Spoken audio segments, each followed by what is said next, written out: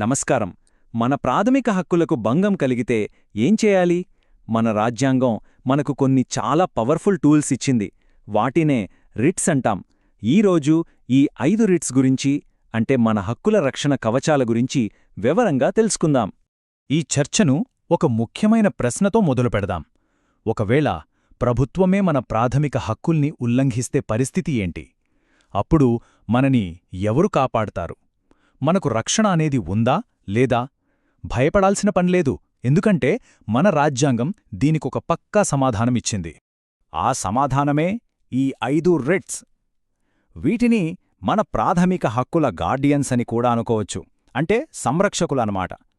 మరి వీటిని జారీ చేసే పవర్ ఎవరికుందంటే కేవలం మన సుప్రీంకోర్టు, హైకోర్టులకు మాత్రమే. దీన్ని బట్టి అర్థం చేసుకోవచ్చు ఇవి ఎంత పవర్ఫుల్ అనే విషయం. అవును, ఇవి మామూలు సలహాలు కాదు. దేశంలోనే అత్యున్నత న్యాయస్థానాలిచ్చే లీగల్ ఆర్డర్స్. అంటే వీటిని ఎవ్వరూ కాదనలేరు, ధిక్కరించే ప్రసక్తే లేదు. అందుకే కదా వీటిని మన రాజ్యాంగం మనకిచ్చిన అసలైన రక్షణ కవచాలు అని పిలుచుకుంటాం. సరే, ఇప్పుడు మనం మొదటి రిట్ గురించి మాట్లాడుకుందాం.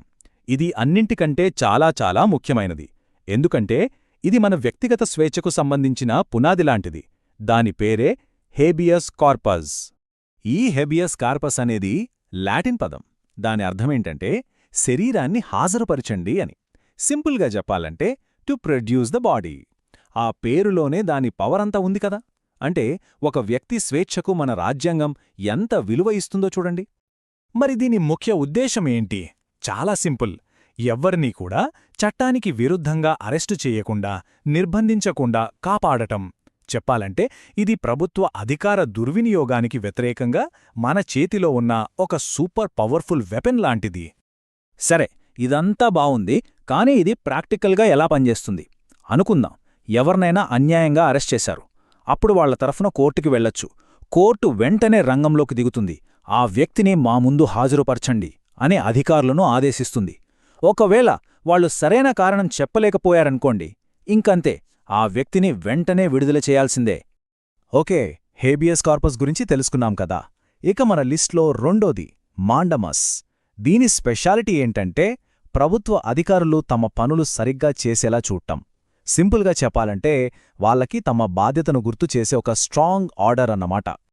మాండమస్, ఈ మాట కూడా లాటిన్ మూలముంది. దీని అర్థం మేము ఆజ్ఞాపిస్తున్నాం, అంటే వి కమాండ్ అని. ఆ మాట వింటుంటేనే ఒక అథారిటీ కనిపిస్తుంది కదా. ఇది కోర్టుకున్న పవర్ని సూచిస్తుంది. ఉదాహరణకి, ఒక ప్రభుత్వ అధికారి చేయాల్సిన పనిని పట్టించుకోకుండా వదిలేశారనుకోండి, అప్పుడు కోర్టు ఈ రిట్ జారీ చేసి ఆ పని వెంటనే పూర్తి చెయ్యండి అని ఆర్డర్ వేస్తుంది. దీనివల్ల గవర్నమెంట్ ఆఫీసుల్లో జవాబుదారీతనమనేది పెరుగుతుంది. మరి ఈ రిట్ పరిధి ఎంతవరకు ఉంటుంది? ఇది కేవలం ఒక్క ఆఫీసర్కే కాదు, ఏ గవర్నమెంట్ ఆఫీస్ అయినా, కార్పొరేషన్ అయినా, చివరికి కింది కోర్టులకు కూడా వర్తిస్తుంది. సో దీని స్కోప్ చాలా పెద్దది. దీనివల్ల ప్రభుత్వ పాలనలో ట్రాన్స్పరెన్సీ, రెస్పాన్సిబిలిటీ పెరుగుతాయి. ఓకే, ఇప్పుడు మనం కొంచెం డిఫరెంట్ రిట్స్ గురించి చూద్దాం. ఇవి జంటలాంటివి. పేర్లు ప్రొహిబిషన్ మరియు సెర్ష్యోరారీ. వీటి స్పెషాలిటీ ఏంటంటే ఇవి న్యాయ వ్యవస్థ లోపలే పనిచేస్తాయి. అంటే హైకోర్టులు, సుప్రీంకోర్టులు తమ కింది కోర్టుల పనితీరును కంట్రోల్ చేయడానికి వీటిని వాడతాయన్నమాట. మొదటగా ప్రొహిబిషన్. లాటిన్లో దీని అర్థం ఆపడానికి అని. పేర్లోనే ఉంది కదా, టు స్టాప్. ఇదొక ప్రివెంటివ్ యాక్షన్ అన్నమాట. అంటే ఏదైనా తప్పు జరగకముందే దాన్ని ఆపేయడం. ఇక రెండోది సెర్ష్యోరారీ. దీని అర్థం ధృవీకరించుకోవడానికి లేదా తెలుసుకోవడానికి అని.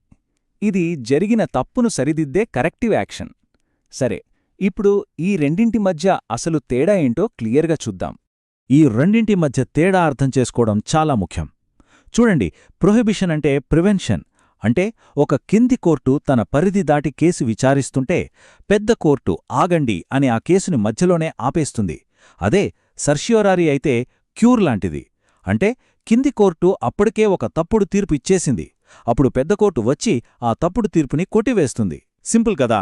ఒకటి జరగక ముందే ఆపుతుంది, రెండోది జరిగాక సరిచేస్తుంది. సరే, మనం చివరి రిట్ దగ్గరికి వచ్చేశాం. 5వది కో వారెంటో. ఇది చాలా ఇంట్రెస్టింగ్.